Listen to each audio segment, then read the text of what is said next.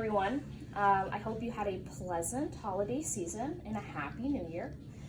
Today I will be talking about troubleshooting monitoring equipment. The focus of today's talk is going to be based purely about equipment related problems, and in later talks I will go through each of these things related to patient problems. So this is going to be mostly about taking care of your equipment and learning how to fix common problems that happen with equipment. So I have just a couple of housekeeping notes about this topic in general. The monitor is your friend. It is the job of the anesthetist, whether that's me, that's you, that's someone you're training, it's your job to monitor the patient when they're anesthetized or sedated. So you should be able to trust your equipment. Don't say things like, I don't believe the equipment, or there's no way this is real. Make an effort to find out what the problem is, and if you can't figure it out, ask someone or tell them about it. It's no longer acceptable to do nothing, so that's just a note. So I just want to make some notes about basic care of monitors, because in order for us to trust our equipment, the equipment needs to be clean, it needs to be working, and it needs to be completely functional and entire. So just a couple of notes. I'm going to make notes under always and never, and then I'll go through some of the specific things.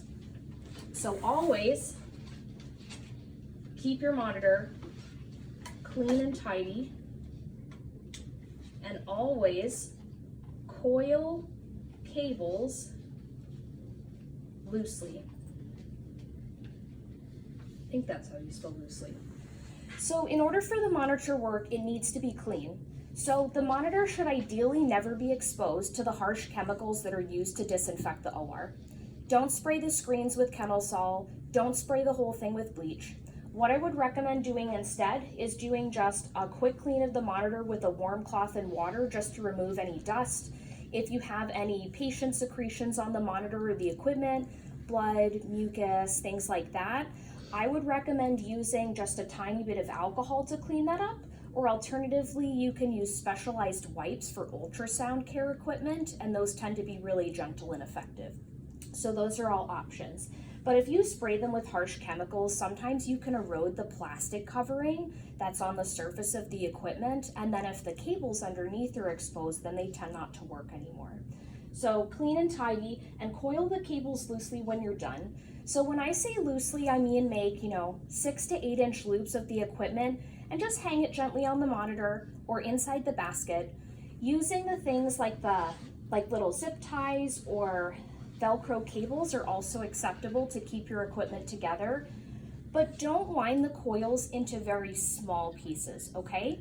So when you do that, kind of like when you damage the probe, if you drop it, if it's exposed to harsh chemicals, when you do that, you start to mess with the internal wiring of the equipment, and you can also make it not work. So nice loose cables, keep it clean and tidy. And this kind of ties in before. Never use harsh chemicals, never coil tightly.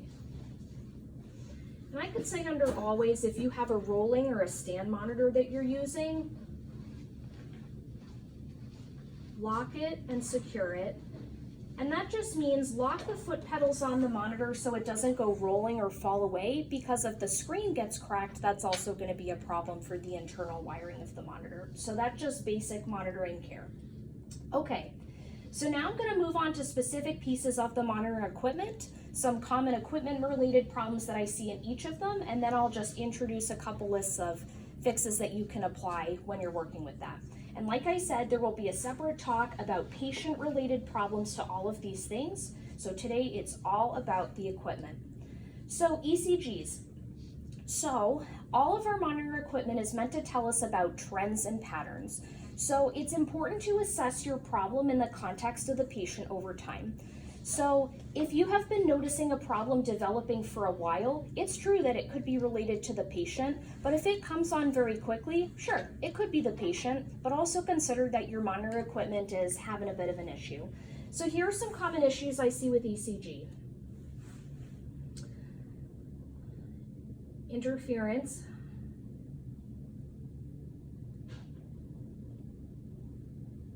possible plus or minus arrhythmias, and I'm going to put a question mark after this because it's not necessarily an arrhythmia that you're seeing. What are some other things I see? Bizarre patterns.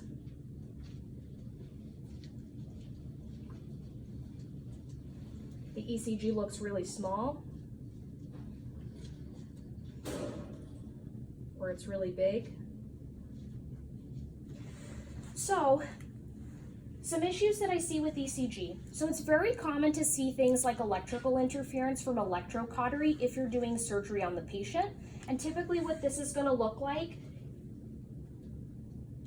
is something pretty crazy like that. And it's usually very focal. It's usually very limited to the time the surgeon is using the equipment. And then after that's over, usually your patient goes back to doing its thing. So if you see that, that is probably electrical interference from the cautery. I wouldn't worry about it. Just wait 3 to 5 seconds and it'll be over.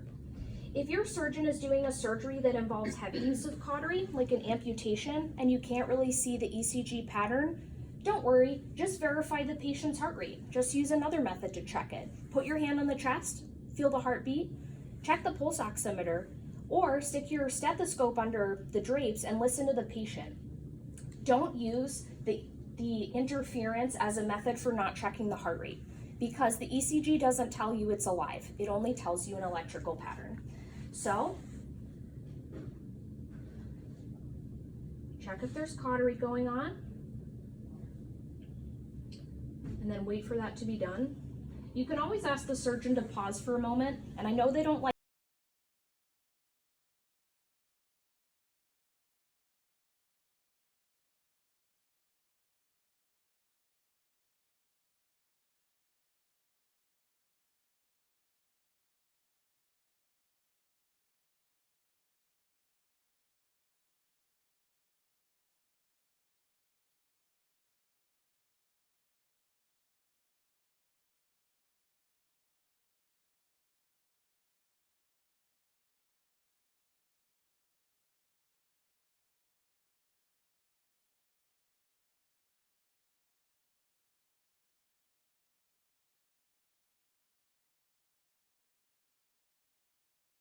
it's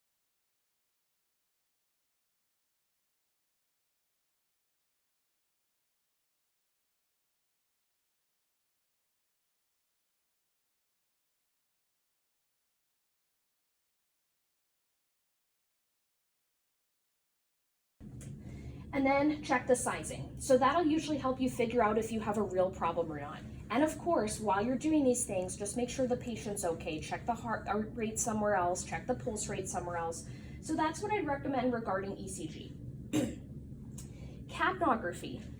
So common problems I see with capnography. Tiny waves. So the normal capnography wave looks kind of like this. This is in between breaths, right here. This is when the patient expires. The start of expiration. This is continued expiration, and it finally comes to an end over here.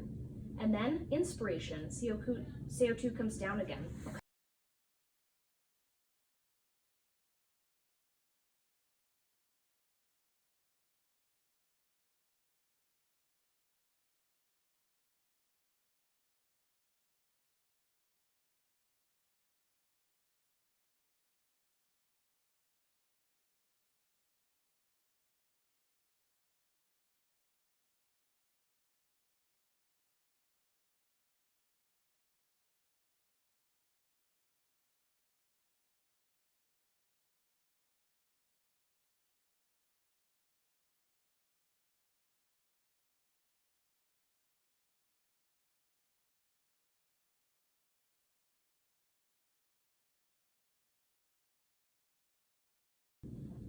It almost looks like a triangle or a shark fin. And the CO2 in that case is usually normal, but that is a problem still. Shark fin.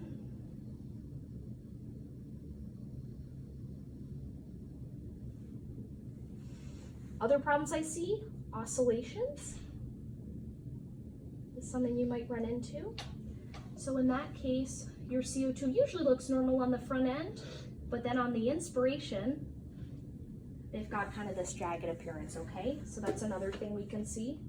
And I'll talk about what these mean a little bit later. CO2 doesn't go back to baseline. So when the patient breathes in, the CO2 should be returning back to that 0 point, okay? And sometimes what happens is that the patient breathes and breathes out and it doesn't really go back to 0, and then they breathe in again like that. So that's not going back to baseline, not at baseline. These are all indicators that something could be wrong with your equipment or with your patient. In terms of equipment-related problems, if you have a very tiny CO2 wave, the wave is flat, the wave is long, the CO2 is reading really low. A couple of things we can do about those things.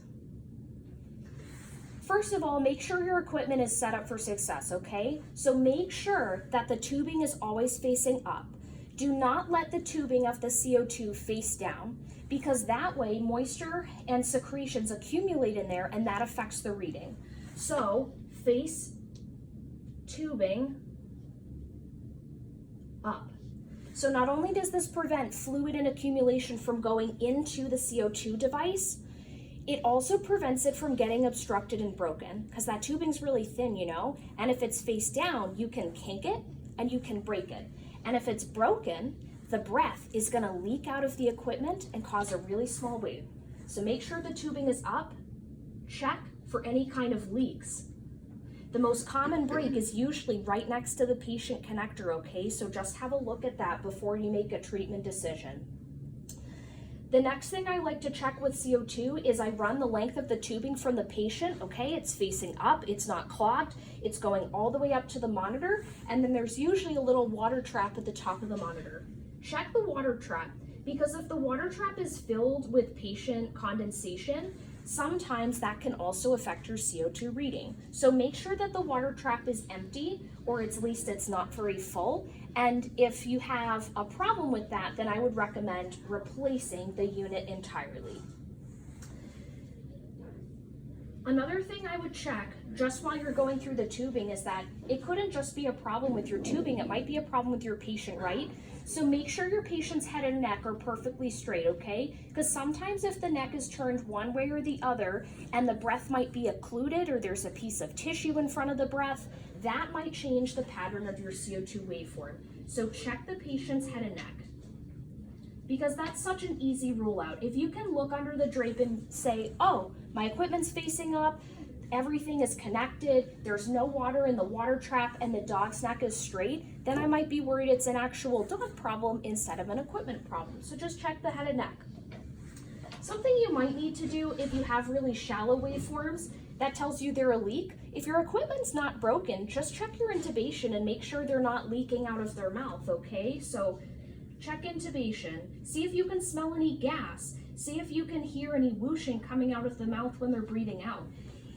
It's not uncommon as the patient relaxes for the trachealis muscle above the trach tube to start relaxing, and the relationship between that muscle and the cuff can change. So it's not uncommon for animals to develop a cuff leak maybe 10 to 15 minutes after anesthesia starts. So it's very possible if you have kind of a low flat waveform, it's just leaking out of the mouth because it's gotten deeper over time. And I just put a little bit of air in the cuff, and usually that takes the waveform from something flat and unimpressive to something a little bit better. So that's something you might need to check. Other things relating to CO2 that you can check, just go through your equipment again. Check your oxygen flow rate. Check your expiratory valve. And just see that you've set the appropriate oxygen flow rate, that it's flushing CO2 out of the system if you're using a non-rebreather, and check the expiratory valve. If it's stuck, if it does not allow the breath to be sent to the sotasorb canister, then it's very possible that the CO2 will be high and you'll have big waveforms. So just check that those things are all working before you say, okay, this is a patient-related problem. Do I have anything else to say about CO2 right now? The sotasorb canister. If your sotasorb is expired or it's all spent up, your CO2 might be high and it might not come back down to baseline. So make sure you check that too. Okay, SpO2. So some common problems that happen with SpO2. Falsely low. So just like with any other piece of equipment, if it's either not working or not applied correctly, it's very possible that the equipment could give you improper information. The pulse oximeter, like all the other equipment, tells you about a trend, right? And it tells you about the percentage of hemoglobin in the bloodstream that are completely saturated with oxygen. The pulse oximeter is unlikely to read falsely high. It is more likely to read falsely low. So if you see it falsely low, it's very possible that this could be due to many things, including vasoconstriction or drugs that cause vasoconstriction, because the pulse oximeter reads pulsatile arterial flow in the periphery, and that's how it picks up its signal. So if the flow in the periphery is not good, either because of drugs or illness or cold body temperature, the pulse oximeter is going to have a really hard time making a reading for you. And usually it will have a small, cruddy kind of wave, or a plethysmograph is the proper name. So usually it has this like beautiful pattern. It's bumping along with the patient's heart rate. But when they're vasoconstricted or they're really cold, sometimes the waveform, the plethysmograph, is small and pathetic, and your pulse ox says SpO2 90. So if it can't read pulsatile flow, it might be falsely low, okay? Anything else I have to say about that? Moving the animal. Remember, it reads pulsatile flow, so it needs to be still in order to read that. And if you move the patient and the waveform, the lights on the pulse ox are going about like this, it's not going to read properly. Pigment can also affect it. Pigment, hoof and nail polish, depending on the patient you're talking about. So sometimes very dark patients with black or bluish mucous membranes can be very difficult to read. So those are probably the biggest issues I see with pulse ox. Usually reads falsely low and not falsely high, usually due to some type of motion, vasoconstriction, even very low blood pressure. So if the patient's blood pressure is really low and generally the average flow in the arteries and the edge of the body are not very good, sometimes the pulse ox has a really hard time reading. So some things you can do to make sure it's the equipment and not the patient, just like ECG, check the heart rate and check the pulse rate somewhere else. Because if the pulse rate and the heart rate are real and they're the same on the pulse ox, you might be having a real problem with the pulse ox. So check the heart rate and pulse rate somewhere else on the dog. Try a femoral pulse, try a lingual pulse, stick your hand under the drape and feel the heartbeat. Use an esophageal stethoscope, use your ECG, use the heart rate calculated on the blood pressure. Do something, okay? Check the positioning of your pulse ox. It's very common for the pulse ox to shift as we move the patient on the table, and sometimes it's reading a piece of the tongue and the pulse ox of the air. So make sure it's nicely situated on the patient. You can use any mucous membrane you want. I've tried ears, tongue, the frenulum under the tongue, the lips, the toe webbing, the vulva or the perineal skin. You can also try just like the little belly flap if you have a small patient. I've done the tail or the toe occasionally. So just try to put it somewhere else. Also, if you have the pulse ox on the tongue of a very heavy large breed dog, sometimes the teeth can make some venous pooling in the tongue. And if there's less flow in that area because it's compressed after a long surgery, you might just need to put the pulse ox somewhere else, like on the lip, okay? So just check that it hasn't been squished. Reposition it. If you think the pulse ox really is low and the patient is tachypnic or they're tachycardic, or you have a real reason to believe that there's an oxygen problem with your patient, check it by pulling a venous blood gas or an arterial blood gas, okay? So if you think the patient has a real problem and you know they have a disease which might affect their oxygen, check it and give it to someone else to run while you watch the patient. So with that being said, with checking it, also check your oxygen flow rate. Just make sure that you've set it appropriately for the animal and for the breathing system, okay? And just make sure that it's on, the rotimeter is working. Even pick up the breathing system and put it to your ear to hear that something's coming out. Check your ventilator settings if you're using that. Plus or minus confer with doctor on the case. Check your pop-off valve. Okay, so a very common problem is for us to accidentally leave that closed or for it to be partially closed. As it ages, it gets kind of sticky. So just make sure that's open, because if your oxygen is flowing, you can hear it coming out, you can smell the gas, you can see that your pop-off is open and your ventilator settings are appropriate and you've repositioned the probe, maybe your patient does really have a problem with its pulse ox, and then you can talk to someone about it. Blood pressure. Common problems I see with blood pressure. So I'll talk about both about non-invasive, so the cuff, and I'll also talk about arterial, which is invasive. Common problems: over or under estimation of blood pressure, cuff sizing.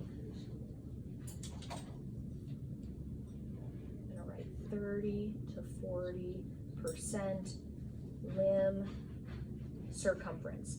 So when it comes to non-invasive blood pressure and cuff measurements, I usually put the cuff above the carpus or above the tarsus. You can also try the tail if you have a very chondrodysplastic dog that has those like really difficult triangle legs and they don't stay on very well. It's important to make sure the cuff is approximately 30 to 40% the circumference in terms of its width, like on the end of the patient's limb. Now, I will tell you the best way to do that is to measure with a measuring tape. Clinically, nobody does that. So just do your best, eyeball it 30 to 40% and place the cuff on. If you use a big cuff on a small leg, so let's say the cuff is really wide and you use it on a small leg, you are going to underestimate the blood pressure. If you use a small cuff, so something pretty narrow, like let's say you do 20% the circumference of the leg, something small on a big leg, you are going to overestimate the blood pressure. So just keep that in mind. And that's a really common problem we have with these animals that have triangle legs.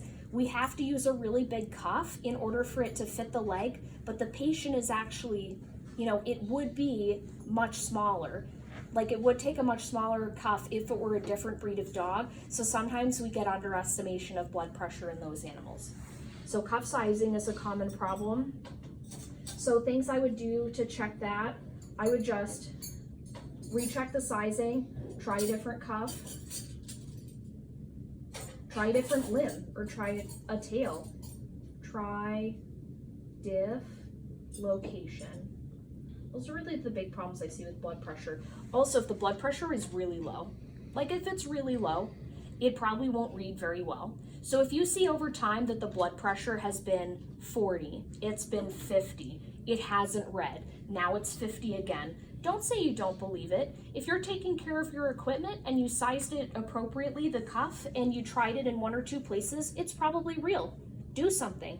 Turn down the gas, give it a fluid bolus, give it pressors, call someone. Don't do nothing. Hypotension's a huge problem. Okay, invasive blood pressure or arterial. So in order for this system to work, as many of you know, it has a transducer and it connects up to the monitor. So common problems I see with this,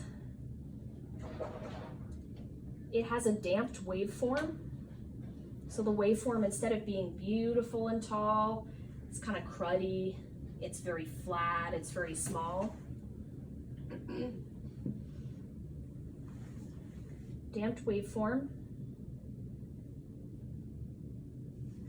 Over or underestimation of blood pressure is also a problem with this equipment. Things I would check if you see a strange reading with your arterial blood pressure, where the blood pressure is high or low, or the waveform does not look like an arterial pulse. Check the transducer. It should be set at the level of the patient's right atrium or heart. So if the transducer falls down, the blood pressure will seem higher. If the transducer is raised above the level of the patient's heart, that will also change the blood pressure. So check that the transducer is at heart level. Flush the arc line.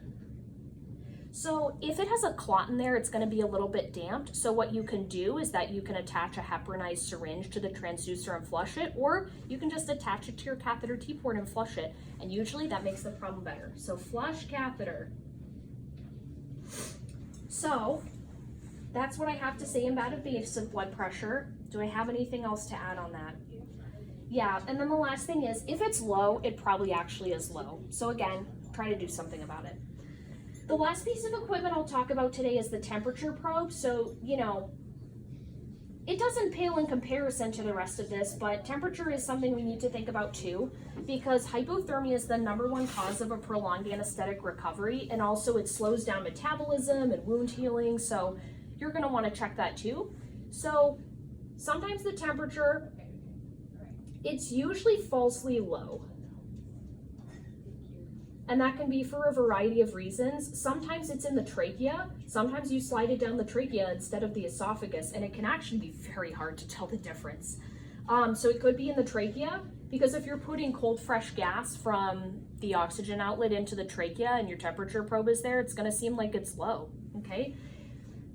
Another thing that might happen is that it might be in vomit, or it might be in regurg in the esophagus. And if that vomit or regurg has cooled down, it's going to be reading the temperature of the barf and not the temperature of the dog.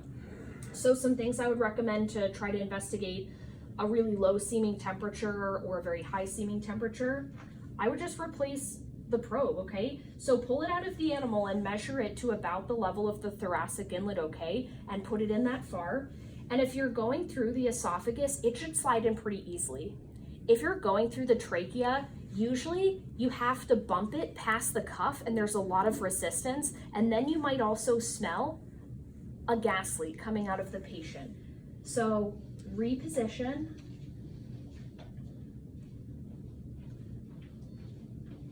Is it in the trachea? Do you smell a leak? Is there regurg in the mouth? Because that might tell you it's sitting in there. So that's what I would have to say about that. So kind of round up with this. Keep your equipment clean and tidy. That way it's going to work for a long time. Try not to use harsh chemicals. Coil your cables loosely. And this should be done every time you finish. Don't just walk away from a monitor and leave it broken, because then it won't work. ECGs, very prone to interference, which might make you think it has an arrhythmia. Sometimes the waveform looks too big or too small. Check the lead that you put on the monitor. Look at the pattern in a different ECG lead if you're trying to figure out if this is a real problem. Make sure there's enough gel on the leads, make sure they're on skin, and make sure they're in the appropriate place.